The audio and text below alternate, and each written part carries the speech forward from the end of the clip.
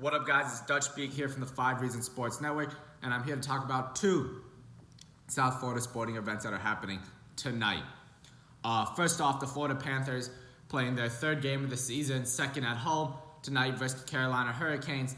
And to me, I know it's only the third game of the season, but I call this a big game for the Panthers.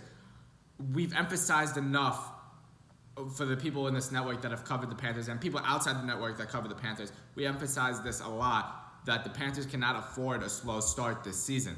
You know, in years past, the Panthers have gone off to slow starts, try to catch up at the end, only to miss the playoffs by a few points. But this year is different. You know, they have a new head coach, an experienced, one of the most well-respected coaches in NHL history. They have one of the best goaltenders in NHL history, and this is probably their deepest team that they've ever had. So they can't afford the slow start. They need to get off to a slow start. That's why I called tonight a big game versus a good Carolina team. If they can go out and win this game, be 2-1 on the year before going on this road trip, I think it would be a good step for this team. You know, last game they showed some great promise. We're up big early on. They held back in the third period.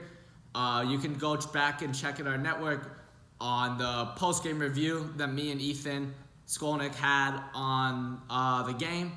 I think the Panthers played really well in that game. They played really well in the first game. The score didn't show that in the first game in Tampa. I think they played really well. I think they played much better on Saturday night with Mike Hoffman hat-trick. Bob was insanely good.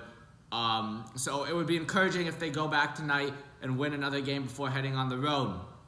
And another thing that's happening tonight in South Florida, the Miami Heat starting off their preseason schedule tonight. Jimmy Butler's Miami Heat debut, Tyler Herro's NBA debut. I'm excited. You know, if you've been following me on Twitter for the past couple years, you know I'm not the biggest Heat homer.